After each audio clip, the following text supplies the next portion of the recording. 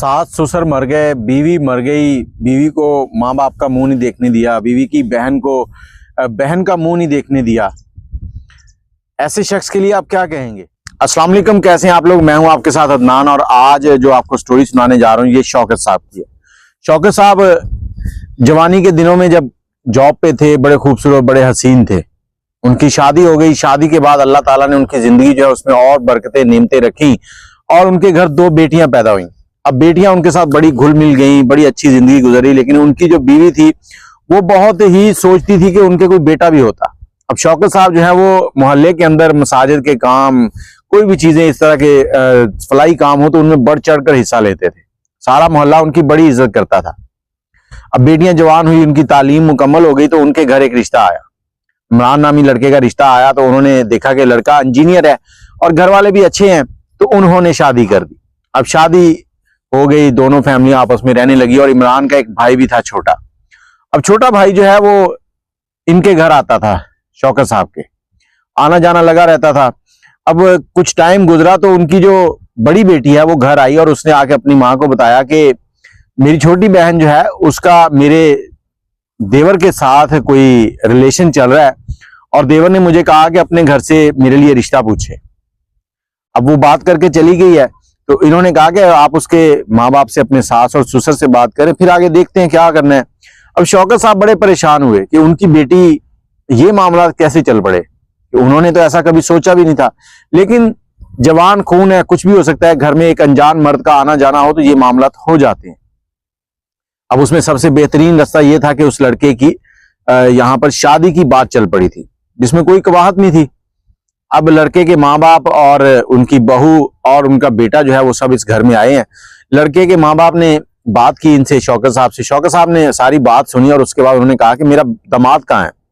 उन्होंने कहा जी वो तो नहीं आया, वो मसरूफ थे, कहीं काम से गए थे। तो इन्होंने कहा ठीक है, मैं अपने दामाद से बात करके तो फिर आपको बताऊंगा। अब शौकत साहब अपने दामाद के पास गए हैं।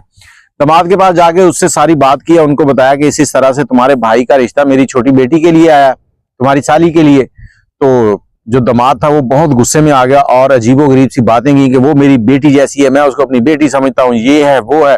और खबरदार अगर आप लोगों ने उसकी शादी मेरे छोटे भाई से की, तो अगर मेरे भाई से शादी की तो समझे कि आप मेरे तरफ से मर गए, मैं आपके लिए मर गया, आप मेरे लिए मर गए। अब वो घर आ गए, बड़े परेशान है कि ये क्या बात हुई है। अब ये घर के अंदर मामला चल रहे हैं और उधर उनके बड़े दामाद ने अपने माँ बाप से अलहदगी कर ली, एक साथ वाले मोहल्ले में जाके घर ले लिया किराए पर, वहां रहने लगा बीवी के साथ, बच्चे भी हो गए। और यहाँ मोहल्ले के अंदर किसी ने अफवाह फैला दी, किसी को पता चल गया किसी तरह से कि इस तरह से इनकी छोटी बेटी जो शौकत साहब की है उसका अपनी बहन के देवर के साथ कोई चक्कर है। अब ये बात जब फैली है तो शौकत साहब तक पहुंची है और उनकी बेगम तक पहुंची है, बड़े परेशान। अब इन्होंने हल यही सोचा, कुछ लोगों ने यही बताया कि आप बच्ची और बच्चे की शादी कर दें, जब आप शादी कर देंगे आपका दामाद जो है वो समझ जाएगा। अब तक जो है दामाद अपने सास और ससुर से मिलता था, कोई नाराजगी नहीं थी। अपने माँ बाप से वो अलहदा हो चुका था, उनसे भी मिलता था, लेकिन इनके साथ भी कोई नाराजगी नहीं थी। अब इन्होंने जब देखा कि लड़के के वालिदैन भी यही कह रहे हैं, मोहल्ले वाले भी यही कह रहे हैं, जो उनके दोस्त हैं वो भी यही कह रहे हैं कि बाद में मामला ठीक हो जाएंगे, तो इन्होंने शादी कर दी। अब शादी होगी, जैसी शादी हुई है, शादी के ऊपर ना तो दामाद आया ना ही बड़ी बेटी आ सकी है। शादी हो गई है। शादी के बाद दामाद ने अपने सास ससुर और अपने माँ बाप दोनों से नाता खत्म कर दिया। अब शौकत साहब जो है वो उड़ते रहते, बेगम भी उनकी सोचती रहती कि हमने क्या गलत कर लिया। फिर यही था कि साल 2 साल चलेगा, मामला ठीक हो जाएंगे, लेकिन वक्त गुजरता गया और उनकी बड़ी बेटी के बच्चे जो हैं वो भी जवान होने लगे। शौकत साहब कई बार अपने दामाद के ऑफिस में जाके उससे बात करना चाहते तो दामाद उनको वहां से जलील और रुसवा करके निकाल देता। और अगर कभी अपनी बेटी के घर पे जाते तो बेटी को इजाजत नहीं थी कि वो ऊपर से भी झांक सके या फिर दरवाजा खोल सके, ना ही टेलीफोन उठाने की इजाजत थी। अब ये जाते जाके वापस आ जाते। अगर कभी दामाद घर पे होता तो वो ऊपर खिड़की से सर निकाल कर इनकी बेइज्जती करता और इनको बुरा भला कहता और कहता कि खबरदार अगर मेरे घर आए, अगर मैंने कभी देख लिया कि तुम्हारी बेटी तुम्हारी तरफ आई है तो मैं उसे तलाक दे दूंगा। ये उसका खुला खुला एक चैलेंज सा होता था, धमकी कह लें। वक्त गुजरता गया, छोटी बेटी जो है वो माँ बाप से मिलती है, लेकिन बड़ी बेटी को इजाजत नहीं है। बड़ी बेटी के बच्चे जो हैं वो बड़े हो चुके थे। बड़े बेटा जब फर्स्ट ईयर में गया तो उसने मोटरसाइकिल निकाली और अपनी माँ को बिठाया और जबरदस्ती अपने नाना नानी से मिलवाने ले आया। नाना नानी से उसकी मुलाकात जो है वो 17-18 साल के बाद हुई थी।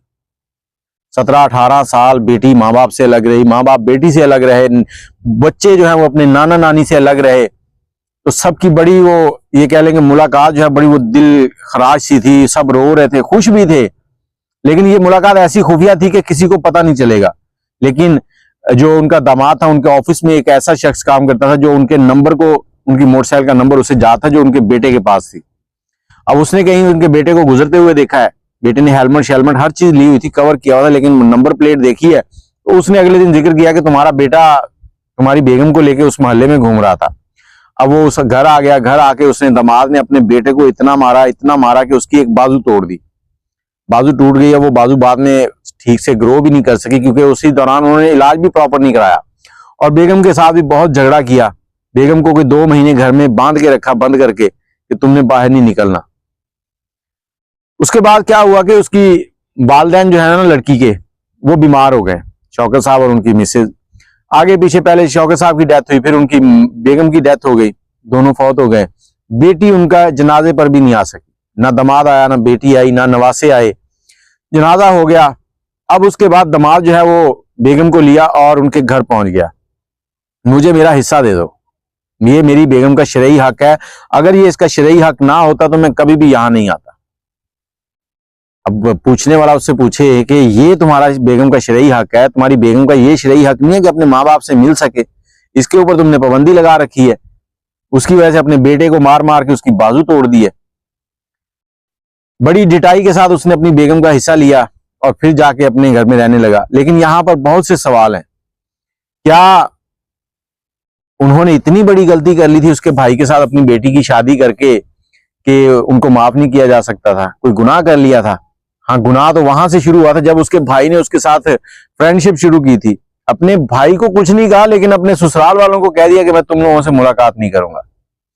उसके बाद वक्त गुजरा और इसकी जो बेगम थी, बड़ी बेटी जो शौकत साहब की थी, उसकी भी डेथ हो गई। जब उसकी डेथ हुई, बहन को पता चला, बहन अपने शौहर के साथ रोती धोती इनके घर पे पहुंची। अभी दरवाजे पर ही थी, इसको पता चल गया कि वो आई है। इसने दरवाजे के बाहर से ही उसको धक्के दिए, बुरा भला कहा, और उसको चेहरा भी नहीं देखने दिया बहन का आखिरी टाइम पे, और धक्के देकर घर से निकाल दिया। इसकी बीवी ने जो 25-30 साल गुजारे वो कुड़ते हुए गुजारे, किसी खुशी के बगैर जिंदगी जो है उसकी ऐसी ही गुजर गई, कोई खुशियां ना देख सकी। हाँ, शादी तो उसकी इससे हो गई थी, अब घर में भी इसके अक्सर लड़ाई झगड़े रहते थे। और मैं यहां पर यही कहूंगा कि इस तरह के काम करना एक मर्द को जेब नहीं देता। हमारे नबी पाक हजरत मोहम्मद सल्लल्लाहु अलैहि वसल्लम, उन्होंने हमेशा यही कहा कि अपनी जो ज़ौजाएं हैं उनके साथ अच्छे तरीके से, अच्छे इखलाक से रहो। और आज मैं सब लोगों को ये मैसेज देना चाहता हूं कि अगर आपके किसी ससुराल वाले के साथ ताल्लुकात ऐसे खराब हैं या किसी रिश्तेदार के साथ ऐसे ताल्लुकात हैं, तो फौरन जाएं। बेशक गलती उनकी है, आप उनसे माफी मांग लें। आप उनसे माफी मांगेंगे तो मैं ये यकीन से कह सकता हूं कि आपकी इज्जत में जरा बराबर भी फर्क नहीं आएगा। थोड़ा सा खुद को समझें। वो औरत जो आपके निकाह में आ चुकी है, उसकी भी खुशियां हैं, उसकी भी कोई सोच है, उसकी भी कोई चाहते हैं। यही तो नहीं कि वो उसकी सारी जिंदगी आपके गिर्द घूम रही है। हाँ, अल्लाह ताला ने बीवी को शौहर के मातहत कर दिया है, लेकिन शौहर को भी सोचना चाहिए। अल्लाह ताला ने इंसान को अशरफुल मखलूकात बनाया है, कुछ सोच विचार करें, फिर आगे स्टेप लिया करें। बाकी आपके पास ऐसी कोई स्टोरी है तो मुझे इनबॉक्स कर सकते हैं। दुआ में याद रखिएगा। अल्लाह हाफिज।